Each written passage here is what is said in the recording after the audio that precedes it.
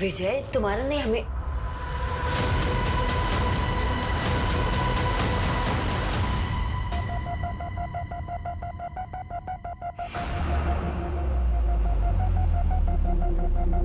नंदा, कब तक हम विजय से ऐसे ही चुप चुप के मिलते रहेंगे? तुम चलो, हम कहीं भाग चलते हैं। तुम पागल हो गए हो क्या? मैं ऐसा भाग नहीं सकती। जैसा चल रहा है ना वैसे चलने दो। इसका मतलब विजय जब तक तुम्हारी जिंदगी में, तुम शादी नहीं करोगी।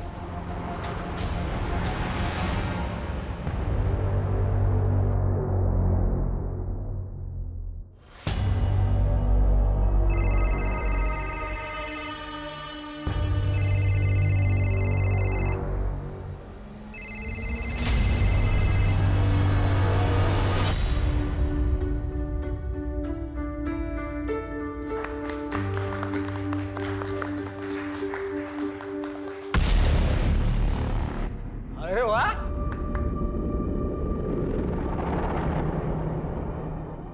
तुम तो बड़ी खूबसूरत लग रही हो।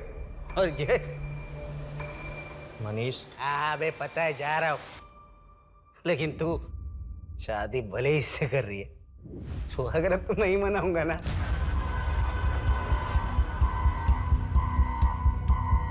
तूने पैदा किया ऐसे औलाद को, हट यहां से।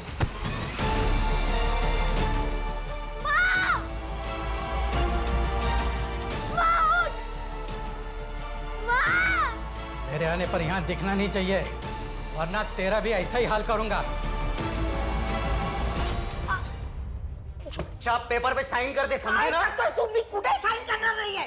मी माझी प्रॉपर्टी तुझ्या नावावर कधीच करणार नाही। नहीं करेगी तू? प्रॉपर्टी मेरे नाम नहीं करेगी, सारी जायदाद तुझे उस सीमा के नाम करनी है। हाँ। तू इसके ऊपर साइन कर, वरना मैं तेरी जान ले लूंगा, समझी ना? साइन करनी है कि नहीं तू? मनीष, तू छोड़, क्या कर रहा है? छोड़ मनीष, मत कर। अरे पंकज, मनीष नहीं। मर जा फिर तू। मनीष छोड़।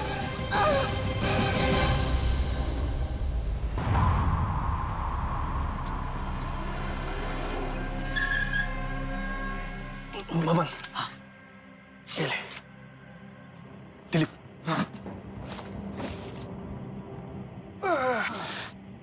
सिग्नल पता है ना? हाँ। देकर जल्दी वापस आना। जाओ।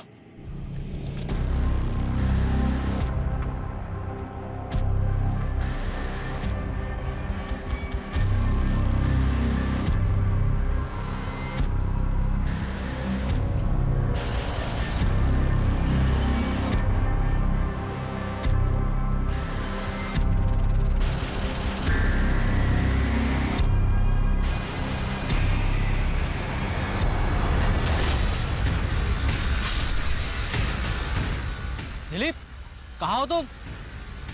दिलीप,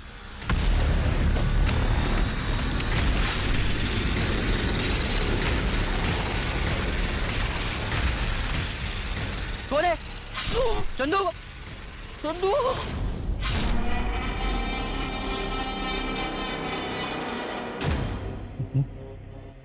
इतना टाइम क्यों लगा रहे हैं ये लोग?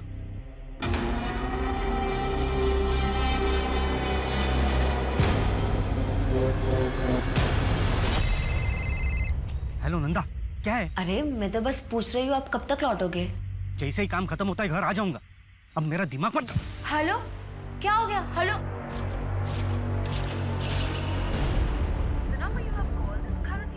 नेटवर्क ही नहीं है।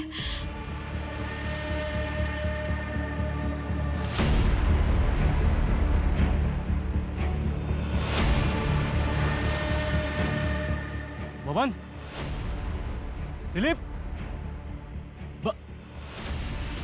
चंदू,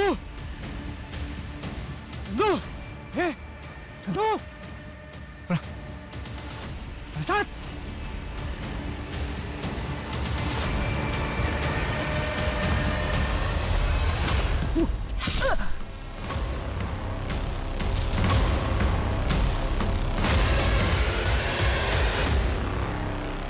कहा जाता है कि विकृत मानसिकता विनाश का आगमन है। एक अपराधी जब किसी निर्दोष व्यक्ति की जान लेता है तो वो सिर्फ एक जिंदगी नहीं बल्कि उससे जुड़ी कई सारी जिंदगियों को तबाह कर देता है।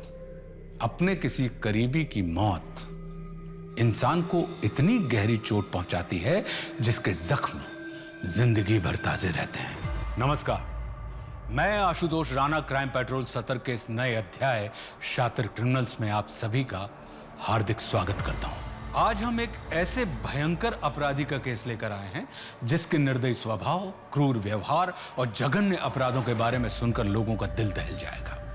ऐसा अपराधी जो अपने बेखौफ इरादे और बेशर्म रवैये के चलते इतना गिर गया था कि उसने इंसानियत की सारी हदें पार कर दी और बुराई का एक ऐसा भयानक रूप दिखाया जो अब तक किसी ने नहीं देखा था।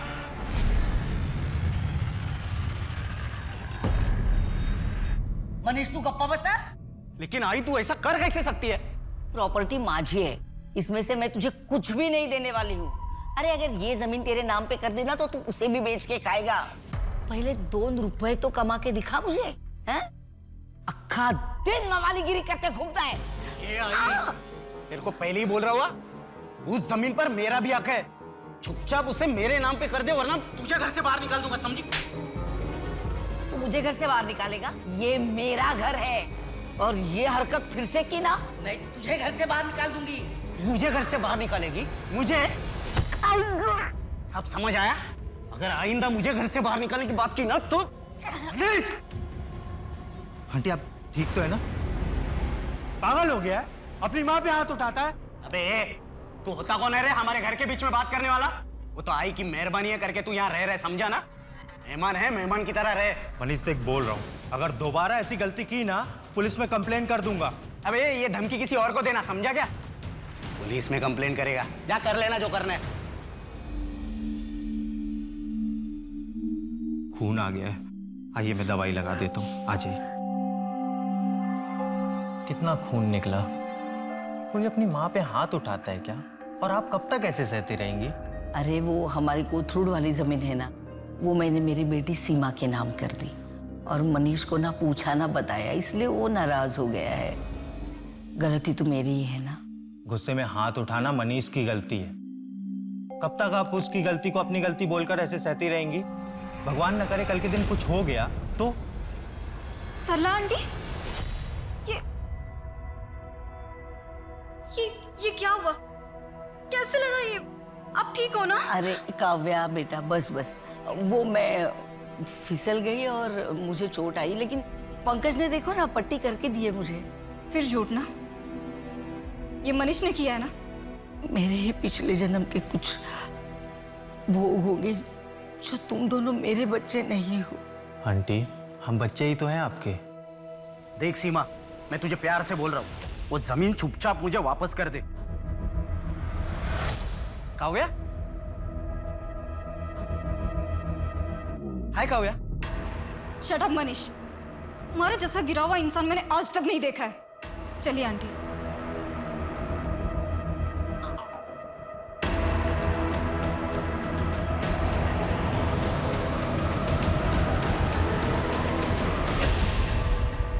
क्या हुआ भाई, गाड़ी क्यों रोकी? भैया थोड़ा आगे तक छोड़ दोगे क्या? हॉस्पिटल तक जाना है। मेन रोड तक छोड़ देता हूँ, वहां से ऑटो मिल जाएगा। मेरा कस्टमर पिकअप के लिए वेट कर रहा है। अच्छा ठीक है भाई। आओ बैठो।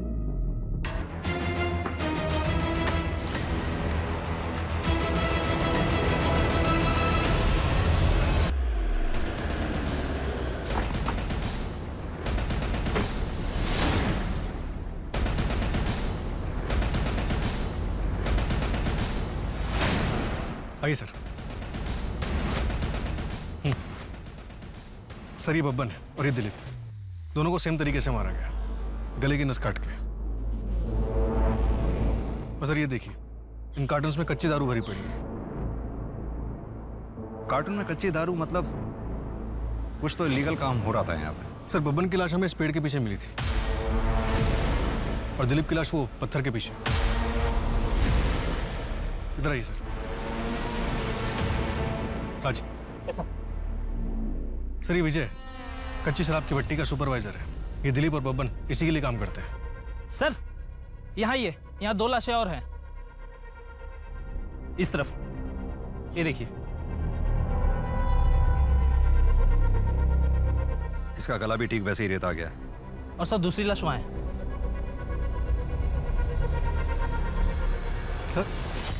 ये तो चंदू है, लोकल स्मगलर। हमारी वांटेड लिस्ट में भी है ये। और सर एक बैग भी मिला है।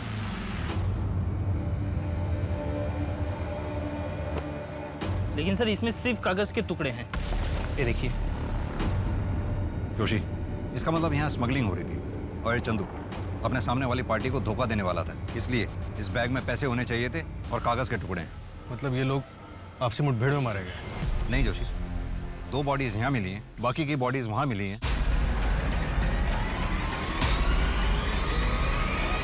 ये जो कुछ भी हुआ है डील फाइनल होने से पहले ही हुआ है। जोशी, इन 5 की गर्दन को एक ही तरह से रेता गया है। या तो इन्हें मारने वाला कोई एक ही था, अब हो सकता है इनका साथी रहा हो जो इन्हें मारकर भाग गया हो। एक आदमी 5-5 लोगों को कैसे मार सकता है?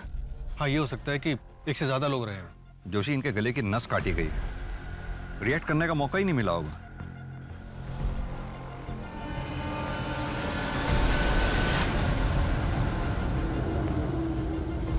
राज,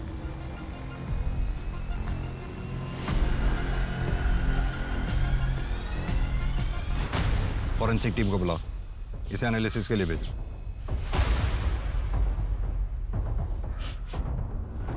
जोशी, तुम्हें कुछ गंध सी नहीं आ रही? जैसे कोई खुशबू इत्र वगैरह की हो? पात्र हल्की हल्की आ तो रही है। सर यहाँ पीछे वाले रास्ते पे भी एक लाश मिली है। सर कंट्रोल रूम से इंफॉर्मेशन मिली है, राजेंद्र नगर के बैक रोड पर एक कैब खड़ी है, उसमें खून के धब्बे हैं। चलो।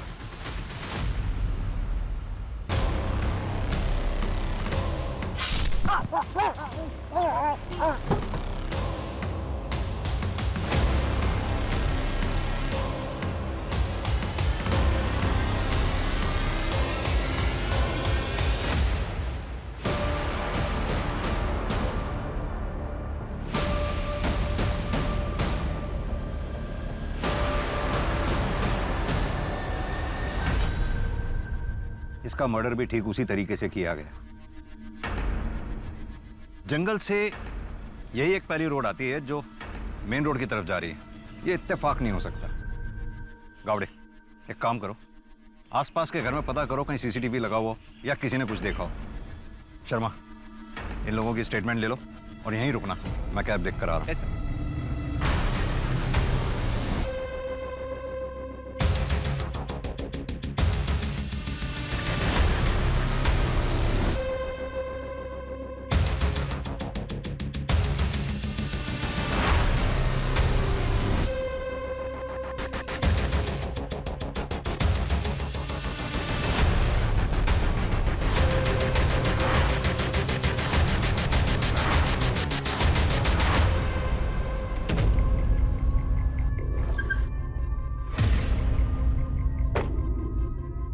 सर, गाड़ी में खून के धब्बे लेकिन कोई लाश नहीं है। तो सर, ये सिम कार्ड और किसी योगेश मिश्रा का ड्राइविंग लाइसेंस मिला है। शायद ये कैब का ड्राइवर होगा। इस आदमी की लाश तो हमें बैक रोड पे मिली है। कैब चुराने के लिए योगेश मिश्रा को मारा गया होगा। हाँ, हो सकता है जोशी, लेकिन अगर कैब चुराने के लिए ही योगेश का मर्डर किया जाता तो गाड़ी इस तरह से रास्ते के बीचों बीच छोड़कर कातिल नहीं जाता। तो शायद गाड़ी खराब हो गई होगी। और सर, एक और बात, गाड़ी में सेम इत्र की खुशबू आ रही है जो हमें जंगल वाली बॉडीज में मिली थी। चेक करो।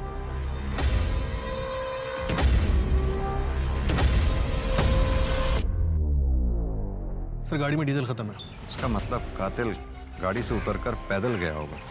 जोशी, एक काम करो, पेट्रोलिंग कड़ी करवाओ, इससे पहले कि वो कातिल किसी और को अपना शिकार बनाए, हमें उसे धर दबोचना हो। सर,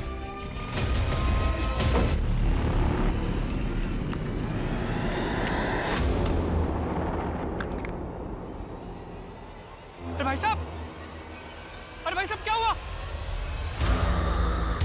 अबे अबे पागल हुआ क्या?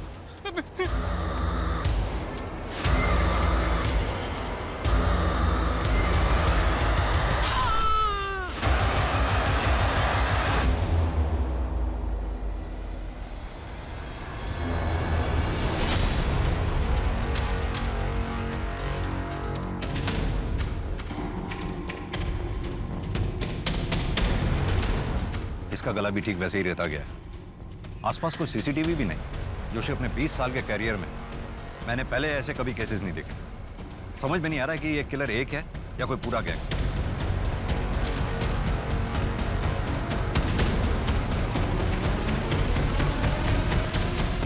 सर ये दवाइयों का बिल है।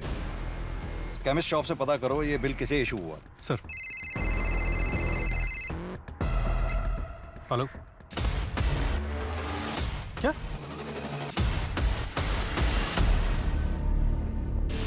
क्या ये कल रात में 3 गेस्ट आए थे, अंदर एंट्री है, तेरे रजिस्टर में एंट्री नहीं है। रात भर सोने के पैसे देता हूँ मैं। Sorry sir. और श्रुति कहाँ मर गई, आई क्यों नहीं अभी तक? सर उसकी पापा की तबीयत खराब है। भाई साहब वो एक रूम मिलेगा क्या? हाँ सर, आइए ना, आइए sir, welcome.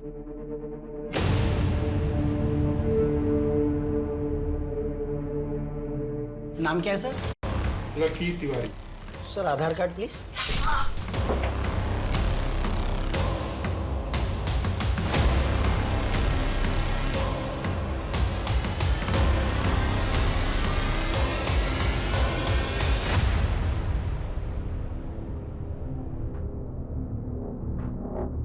Same modus operandi.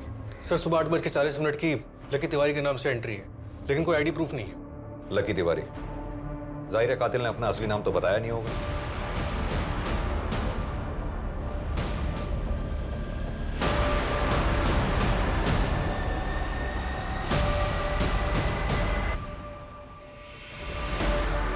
Sir कोई सीसीटीवी नहीं है, कुछ समझ नहीं आ रहा सर। एक दिन में 9 मर्डर करके ये किलर आखिर प्रूफ क्या करना चाहता है? वही तो जानना है। न जाने कैसे मीडिया वालों को भनक लग गई और वो जंगल वाले क्राइम स्पॉट पे पहुंच गए सर। आप टेंशन ना लें सर, इस केस को मैं खुद मॉनिटर कर रहा हूँ जी, जल्दी कंट्रोल करेंगे सर। जी सर, मैं आपको अपडेट करता रहूँगा। ओके सर, जय हिंद।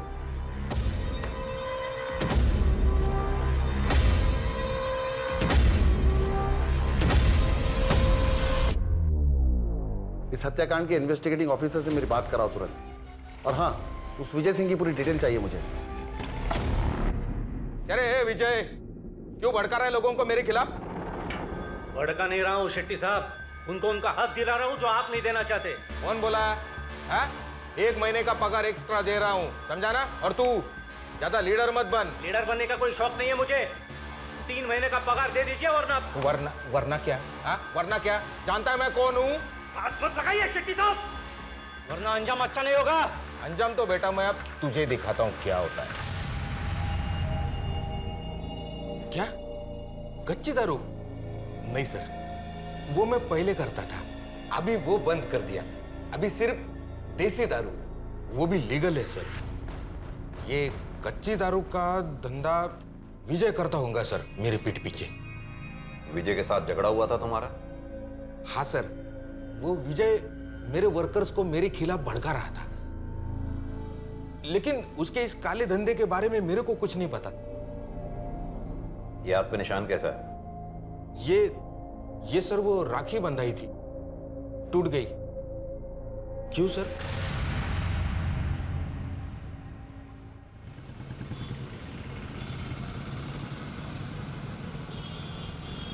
पापा मुझे अब बिल्कुल अच्छा नहीं लगता, यहाँ मुझे कोई प्यार नहीं करता। ऐसा नहीं बोलते कनक बेटा, मम्मी नानू जी कितना प्यार करते तुमसे। बस मुझे एक नौकरी लग जाए, फिर मैं तुम्हें और मम्मी को यहाँ से लेके जाऊंगा। पर पापा। कनक, तुझे कितनी बार कहा है इस कमीने आदमी से मत मिला कर। नाना जी, मेरे पापा है वो।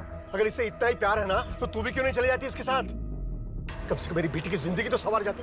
तुम दोनों से छुटकारा मिलता तो कम से कम वो आगे तो बढ़ पाती। पापा प्लीज। तू चुप रहे और इसे लेकर अंदर जा। चल अंदर जा। और तू दोबारा यहाँ कदम में मत रखना, वरना मुझसे बुरा कोई नहीं होगा। हट।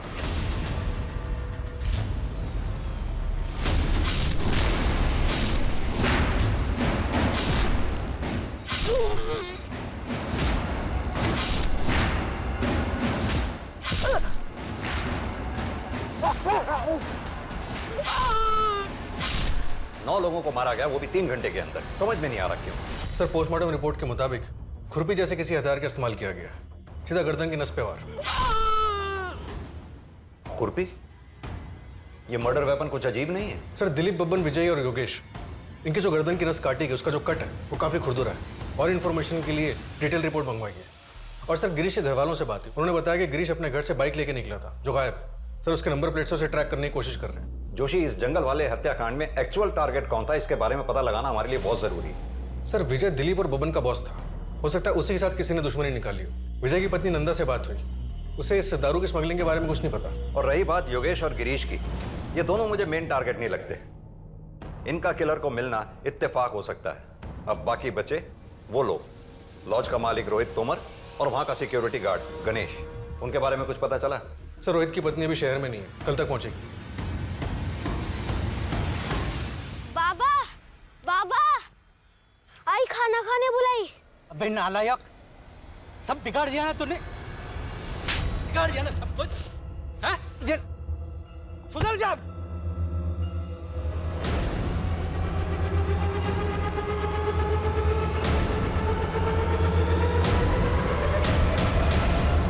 नंदा जल्दी तो, टिफिन लेट हो रहा है। हाँ हाँ, बस 1 मिनट, बस रेडी है। हाँ आज रात को लेट आऊंगा, ठीक है? ठीक है, बाय बाय।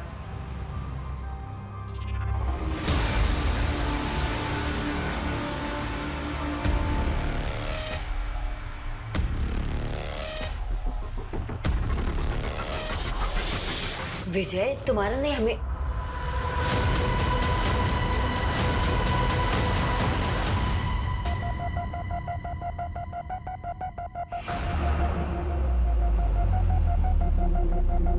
नंदा, कब तक हम विजय से ऐसे ही छुप छुप के मिलते रहेंगे? तुम चलो, हम कहीं भाग चलते हैं। तुम पागल हो गए हो क्या? मैं ऐसा भाग नहीं सकती। जैसा चल रहा है ना, वैसे चलने दो। इसका मतलब विजय जब तक तुम्हारी जिंदगी में, तुम शादी नहीं करोगी।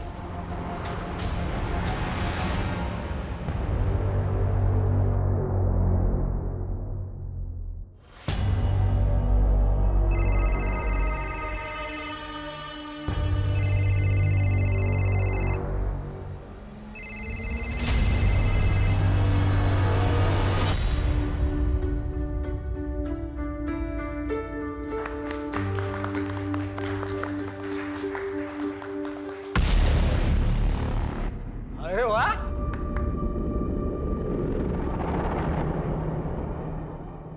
तो बड़ी खूबसूरत लग रही हो। और ये मनीष, बे पता है जा रहा हूं, लेकिन तू शादी भले ही इससे कर रही है, स्वागत तो मैं ही मनाऊंगा ना।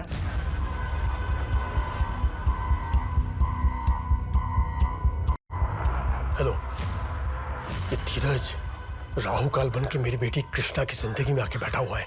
जब तक ये रहेगा तब तक मेरी बेटी आगे नहीं बढ़ पाएगी, इसलिए इसे तुरंत रास्ते से हटाना होगा, कैसे भी, और आज ही।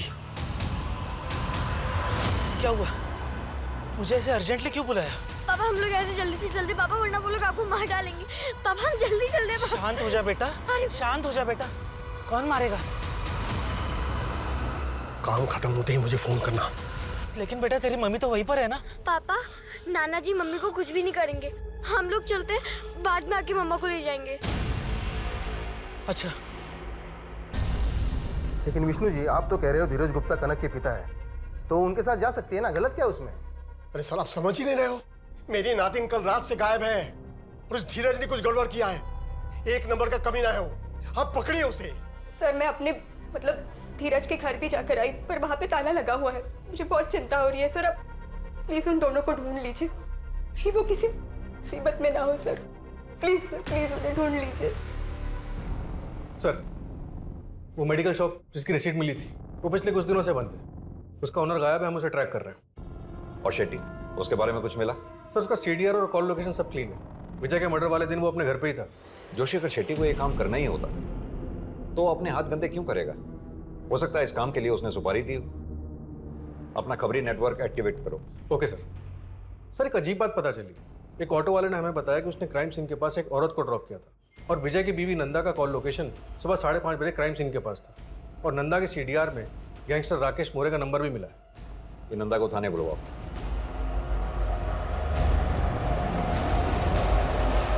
सर, वो जो कैब में सिम कार्ड मिला था वो किसी बंटी सिंह के नाम पर रजिस्टर्ड है। शिवाजी नगर का एड्रेस है। तुरंत वहां के लिए निकलो, शायद कुछ हाथ लगे। अरे, मैं तो बस पूछ रही हूँ, आप कब तक लौटोगे? जैसे ही काम खत्म होता है घर आ जाऊंगा। अब मेरा दिमाग पर। हेलो, क्या हो गया? हेलो,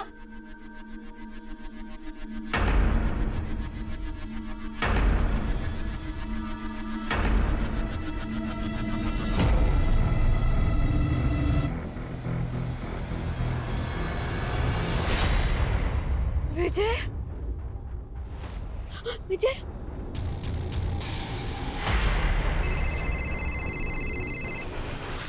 हेलो, कौन? हेलो नंदा, मैं बोल रहा हूँ। राकेश, तुम कहाँ हो? मैं कब से तुम्हारा फोन ट्राई कर रही हूँ, तुम्हारा फोन बंद है। वो सब मैं मिलके बताता हूँ। 20 मिनट में अपने घर के पीछे मिलो। मैंने सब कुछ सेट कर दिया है। मुझे पता था कि विजय स्मगलिंग के लिए कहा जाता था, इसीलिए मैं वहां गई। तुमने ये बात पहले क्यों नहीं बताई हमें? साहब मैं बहुत डर गई थी, समझ नहीं आ रहा था मैं क्या करूं। मैंने घर जाके राकेश का भी इंतजार किया, वो नहीं आया। कहानियां गढ़नी बंद करो नंदा। राकेश के साथ मिलकर तुमने ये कांड किया, बाकी लोगों को क्यों मारा? साहब मेरा विश्वास करो, मैंने ऐसा कुछ नहीं किया है। मैं बस ये चाहती थी कि राकेश और मेरी सच्चाई किसी के सामने ना आए। तुम ये बात अच्छी तरह से जानती थी ना कि राकेश विजय को मारना चाहता था? नहीं साहब, मुझे नहीं पता था, मैं सच कह रही हूँ। ठीक है, अभी तुम जा सकती हो। अपना एक कांस्टेबल को बोलो इस पे निगरानी रखे और राकेश को उठवाओ। Right sir.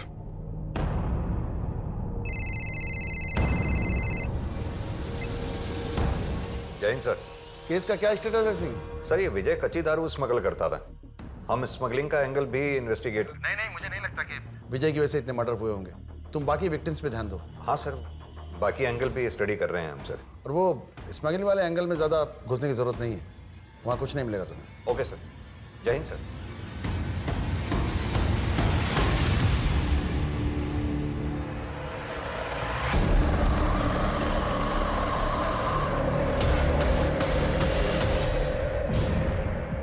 बॉडी पर कोई गहरी चोट के निशान नहीं है, बच्ची को गला दबा के मारा है।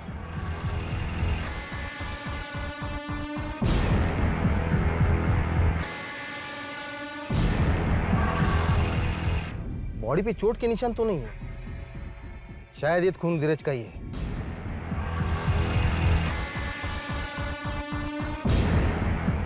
नौ नंबर का जूता है, इसे फोरेंसिक भेजो और पता करो किस दुकान में बिका है।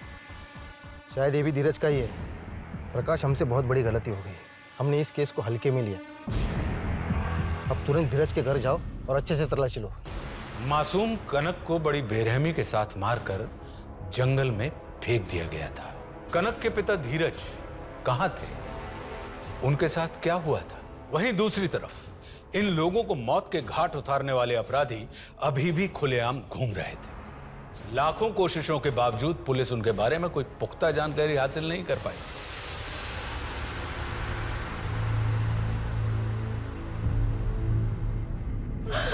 कनक, बच्ची, उठो ना मेरी बेटी, क्या हो गया तुझे?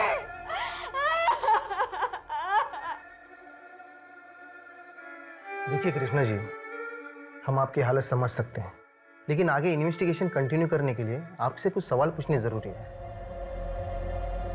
हमें जहां से कनक की डेड बॉडी मिली थी, वहां एक 9 नंबर का जूता मिला है। क्या आपके पति धीरज 9 नंबर का जूता पहनते हैं? धीरज तो 8 नंबर का पहनता है। और आपके पिता विष्णु जी? सर वो पापा शायद 9 या 8 नंबर का पहनते हैं। सर शेट्टी के राइट हैंड सतीश के सीडीआर में हिस्ट्री शीटर मुन्ना का नंबर मिला। इन दोनों के बीच पिछले महीने काफी बातचीत हुई थी। उठा लो इस मुन्ना को। और सर ये रोहित को लैंड माफिया यशवंत से काफी धमकियां मिल रही थी। दुगनी कीमत दे रहा हूं, ले ले।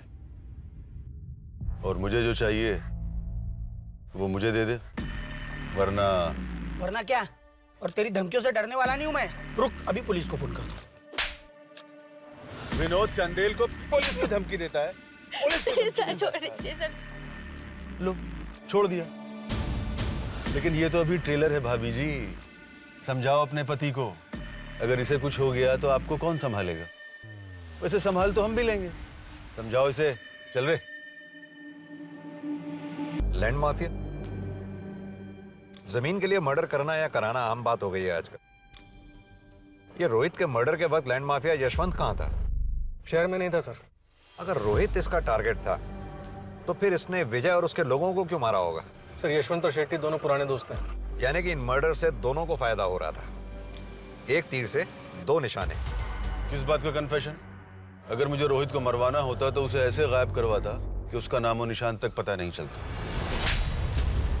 ए इंस्पेक्टर, ज्यादा होशियारी नहीं। ये गलती एक बार तो माफ कर रहा हूँ।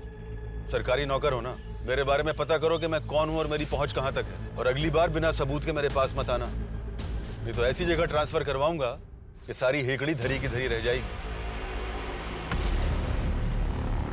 हो गई 4 धाम की यात्रा। यहाँ पोथी गायब थी और आप गए थे अपने पाप धोने। अरे लेकिन मैं तो उसके सलामती के लिए माथा टेकने गया था। ये जूता आपका है? नहीं। आपके जूते देख के लग रहा है ये 9 नंबर के होंगे। हाँ तो हमें कनक की डेड बॉडी के पास 9 नंबर का जूता मिला है। लेकिन आपका कहना है कि मैंने मेरे नाती को, दिमाग खराब हो गया है क्या आपका? ये जूता भी मेरा नहीं है तो किस बुनियाद पर आप ये कह रहे हैं? हाँ ये मेरी है, लेकिन ये आपके पास कैसे? धीरज के घर में मिली। झूठा तो था ही, चोर भी था। हाँ मतलब कनक की तरह उसे भी मार दिया। देखिए ये सब फालतू चीजें दिखा के ना आप कुछ साबित नहीं कर पाएंगे। ठोस सबूत हो तो मुझे यहां बुलाइएगा। चल रहा हूं मैं। सर, एक एनजीओ है आरजू, जहाँ पे वॉलंटियर्स भंडारा करते हैं और मेला लगाते हैं, जहाँ पे लोकल लोगों की बनाई हुई चीज़ों को बेचा जाता है। उसी में इत्र भी बिकता है, वैसा ही जैसे हमें क्राइम साइट पे मिला था। सर, एनजीओ के वॉलंटियर्स की लिस्ट में एक नाम सामने आया, नटवर मलिक, और मेडिकल शॉप के ओनर ने बताया कि जो रिसीट बनाई गई थी वो किसी नटवर के नाम से बनाई गई थी, और जो दवाई ली गई थी वो बिना डिटेल्स के बेची नहीं जा सकती। जोशी, अगर ये नटवर ही किलर है तो बहुत शातिर खिलाड़ी है ये। परफेक्ट कवर लिया है इस एनजीओ का उसने। तूने पैदा किया ऐसे औलाद को, हट यहाँ से।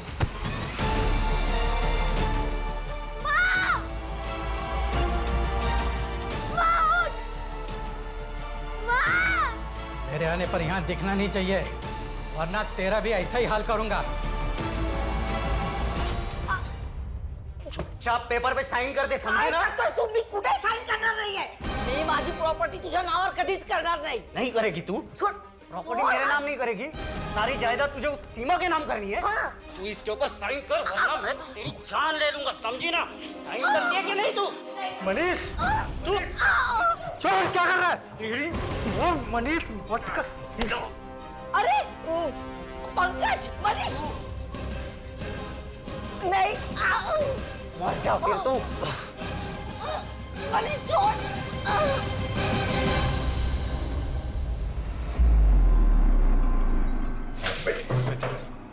नटवर यही एनजीओ होम में रहता था, लेकिन 4 महीने पहले वो किसी को बिना कुछ बताए यहाँ से चला गया। उसका कुछ सामान पड़ा है, मैं आपको दिखाता हूँ।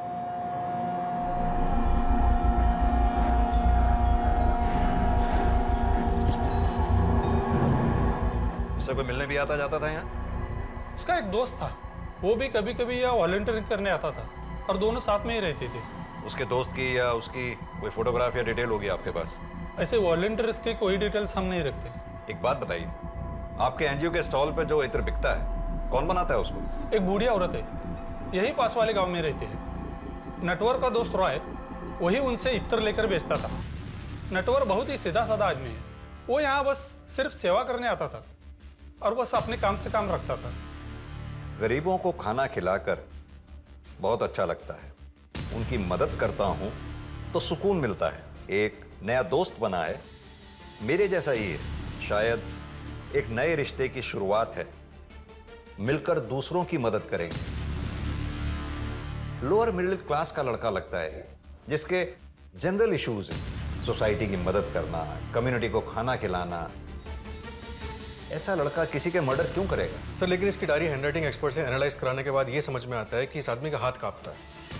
ठीक वैसे ही जैसे कुछ मर्डर विक्टिम्स के घाव क्लीन थे और बाकी लोगों के घाव एक सिरे से खुरदरे थे। सर, हो सकता है कि ये 2 अलग अलग लोग। चंदू, चंदू। सर, डायरी के एंट्रीज में जगह जगह पे ये नाम यूज हुए हैं, बंटी, नटवर, लक्की, और भी नाम, Ricky, Roy, mister A. Joshi, अभी जो नाम तुमने लिए उन नामों पर जरा गौर करो। Natwar, Bunty, lucky, Roy, mister A, ये जितने भी नाम हैं सभी फेमस फिल्म्स के फेमस किरदारों के। जो कॉनमैन थे, यानी कि ठग। हम अभी तक सुरागों में ही उलझे रहे। वो गाड़ी से मिलने वाला SIM card, ID proof, medical receipt, हमें उनसे कुछ भी हासिल होने वाला नहीं था, क्योंकि ये हमारे साथ खेल खेल रहा था। सर, हमारे पास इन झूठे नामों के अलावा फिलहाल कुछ भी नहीं। एक बेनाम और बेशकल आदमी को ढूंढना बहुत मुश्किल है। हेलो। अरे सर, आप जितना टाइम मुझे देते हैं ना, उतना टाइम अपनी बीवी को देंगे ना, तो आपकी पूजा करने लगेगी वो। कौन बोल रहा है? नटवर, लकी, रिकी, या मेरा असली नाम जानना चाहते हैं? कौन हो तुम? कहाँ हो इस वक्त? सर, मैं जा रहा हूँ आपका शहर छोड़ के, भूल जाइए मुझे। किसके कहने पे तुमने ये सब मर्डर्स किए? मेन टारगेट कौन था तुम्हारा? नटवर, बंटी, लकी, तुम जो कोई भी हो, कोई तो वजह होगी तुम्हारे पास मुझे कॉल करने की। अरे वजह आप हो सर, वैसे आप गलत जगह ढूंढ रहे हैं। मर्डर की वजह घर के बगल में है। हेलो, घर के बगल में मतलब? सर, मैं नंबर ट्रैकिंग पे डालता हूँ और जितने भी सस्पेक्ट्स हैं सबके नेबरहुड में देखता हूँ। कुछ नहीं हासिल होने वाला उससे। ये सिर्फ हमें गुमराह कर रहा है, खेल रहा है हमारे साथ। जोशी, इन नामों का सहारा लेकर अभी तक जितने भी क्राइम हुए उन सब की डिटेल्स चाहिए।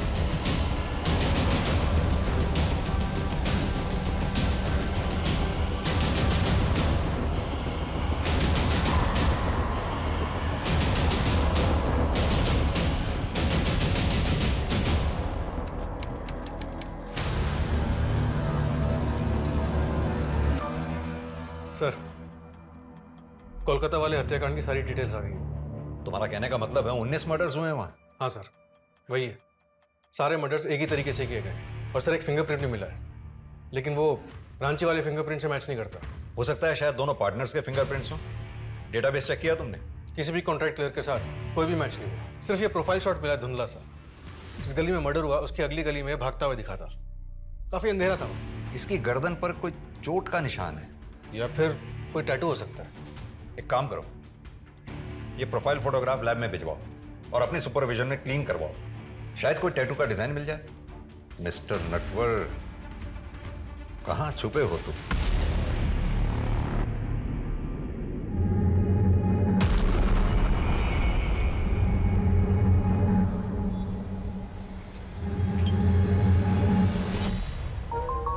कॉफी आ गई है। आ रही हूँ। पंकज, कल चली अंगूठी देखने के लिए? ठीक है, चलते हैं। पंकज, अगर तुम अपने पास्ट को अभी तक नहीं भूले हो तो कोई बात नहीं, हम थोड़ा और टाइम ले सकते हैं। ऐसा नहीं है तन्वी, बस काव्या की याद आ गई थी। वो मेरा अतीत थी, अब तो मेरी आज हो।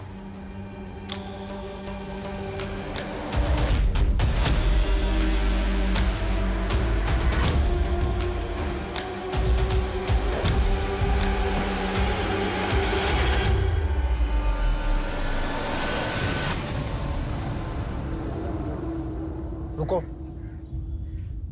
कहाँ जा रही हो तुम? मार्केट। और आप घबराइए मत, मैं वापस आ जाऊंगी। वैसे भी कहीं जाने के लिए अब कुछ बचा ही नहीं है मेरे पास। सर, पुणे के केस के बारे में पता चला है, लेकिन 2016 का है। कितने विक्टिम्स थे? 2। सरला दीक्षित, किलर की अपनी माँ, और उनके पड़ोसी काव्या दवे। अपनी माँ? ये कंफर्म्ड है? किलर का नाम है मनीष दीक्षित। ये रहा उसका फोटो। अपनी माँ के मर्डर केस में प्राइम अक्यूज्ड है। ठीक उसी तरह से खुरपी से मारा गया था। इनके साथ एक आदमी रहता था, पंकज, जो इस केस का प्राइम विटनेस है। सर, पिछले 4 साल से पुलिस प्रोटेक्शन में। पुणे पुलिस ने उसे किसी दूसरे शहर में सेटल किया जब तक ये मनीष नहीं मिल जाता। इसकी फोटोग्राफ देश भर के पुलिस स्टेशन में सर्कुलेट कराओ। अपना खबरी नेटवर्क एक्टिवेट करो।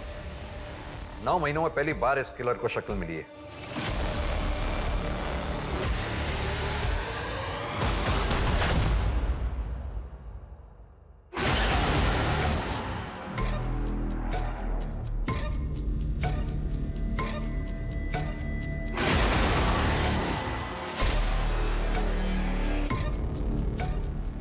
सर, मनीष को भोपाल में देखा गया है। वहाँ के एक चाय वाले ने भोपाल पुलिस को इन्फॉर्म किया। तुरंत एक टीम रेडी करो। भोपाल पुलिस को बैकअप रिक्वेस्ट के लिए बोलो। ये मनीष का, रोहित या विजय, इनमें से किसी से कनेक्शन मिला कुछ? नहीं सर, कोई कनेक्शन नहीं मिला। मुझे कुछ तो मिसिंग लग रहा है।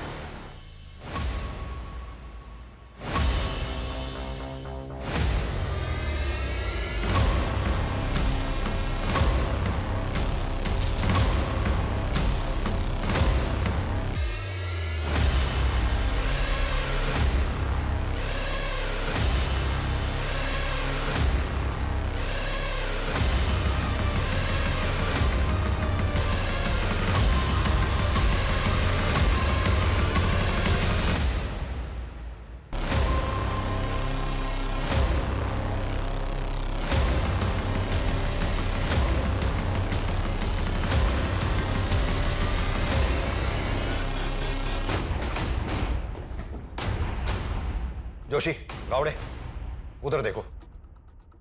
तुम मेरे पीछे आओ। तन्वी, ठीक तो हो तुम? देखो जरा, कहाँ है जोशी?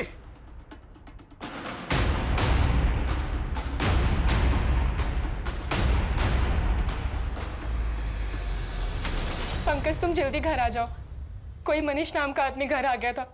मनीष, तन्वी सुनो, तुम घबराओ मत, मैं अभी आ रहा हूँ। सर, हमने भोपाल के सभी एग्जिट पॉइंट्स पे नाकाबंदी कर रखी थी सर, बट अनफॉर्चुनेटली मनीष हमारे हाथ से निकल गया। शायद शहर छोड़कर बाहर जा चुका है। But sir, I promise next time उसे अपने हाथ से नहीं निकलने देंगे। जय हिंद सर। सर, मनीष के बैग से उसके फिंगरप्रिंट्स मिले, लेकिन वो रांची और कोलकाता के फिंगरप्रिंट से मैच नहीं होते हैं। मुझे इस केस से जुड़ी सारी फाइल्स चाहिए। कुछ तो है जो हम मिस कर रहे हैं।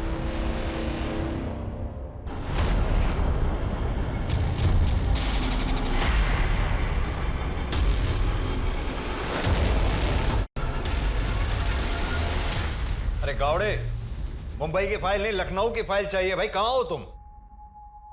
इतनी महीनों से कड़ी मेहनत कर रहे हैं, प्रमोशन करवा दूं आपका? कौन?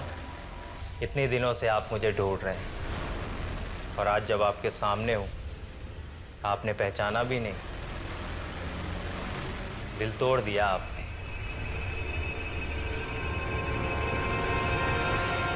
डायरी हैंडराइटिंग एक्सपर्ट से एनालाइज कराने के बाद ये समझ में आता है कि इस आदमी का हाथ कांपता है।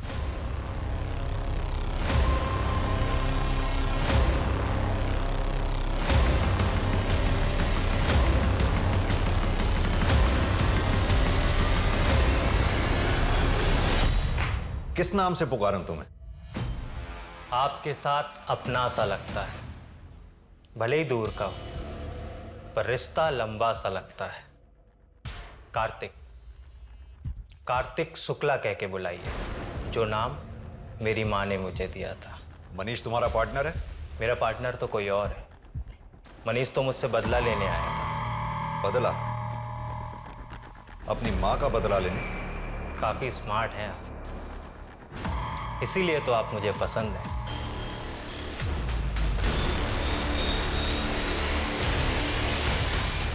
मुझे लगा मनीष मर चुका है, पर वो तो साला जिंदा था, इसलिए मैंने उसके खिलाफ गवाही दे दी।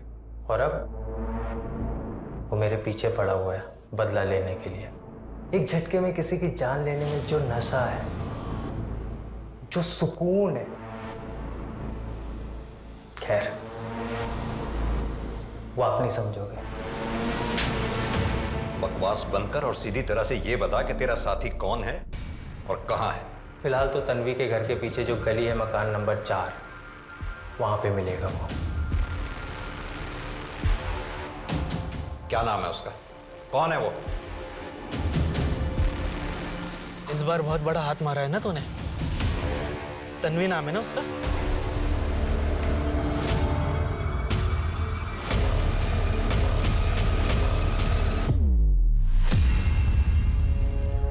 बेटा मुझे माफ करना, तेरी नानू को ऐसा फंसाऊंगा कि पूरी जिंदगी जेल में सड़ेगा वो।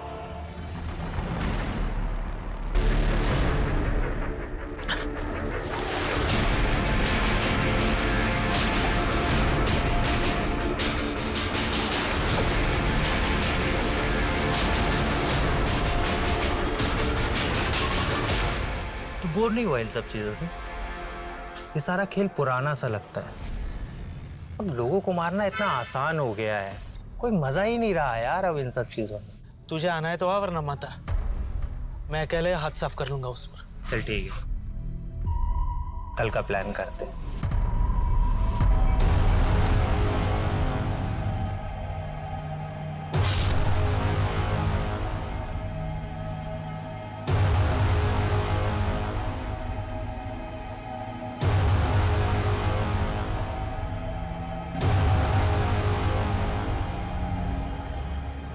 क्यों? इतने लोगों की जान लेने की वजह क्या थी तेरे पास? अगर वजह होगी तो सजा कम मिलेगी क्या? मेरे लिए तो एक नशा है। वैसे आप मुझे कभी पकड़ नहीं पाते, वो तो मुझसे आपकी तड़प देख ही नहीं गई। और मैं बोर हो चुका था, इसलिए मैं खुद चला आया। अब वो मजा नहीं रहा लोगों को मारने में, अब आराम करना है जेल जाके। पंकज राणा उर्फ कार्तिक शुक्ला और धीरज गुप्ता अपराध जगत के ऐसे शातिर, बेरहम और कुख्यात दरिंदे थे जिन्हें अपने किए पर रत्ती भर भी पछतावा नहीं था, जिन्हें अपने स्वार्थ के आगे कुछ भी गवारा नहीं था। लेकिन उनके इतने भयंकर अपराधों के बावजूद इस केस का सबसे चौंका देने वाला वाकया तब हुआ जब सालों तक जुर्म करने के बाद पंकज राणा ने एक दिन अचानक पुलिस थाने आकर अपने आप को पुलिस के हवाले कर दिया। वो भी सिर्फ इसलिए क्योंकि अब खून खराबे से उसका मन भर चुका था। लोगों को मारने में अब उसे वो मजा नहीं मिल रहा था।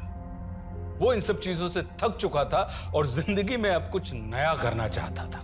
ये वाकया अपने आप में रोंगटे खड़े कर देने वाला है और हमें ये सोचने पर मजबूर कर देता है कि इस दुनिया में ऐसे भी लोग हैं जिनके लिए लोगों की जिंदगियों से खेलना सिर्फ एक खेल है जो उन्हें रोमांचित करता है। भावनाओं में बहकर एक अजनबी पर भरोसा करना बिल्कुल भी उचित नहीं हो सकता।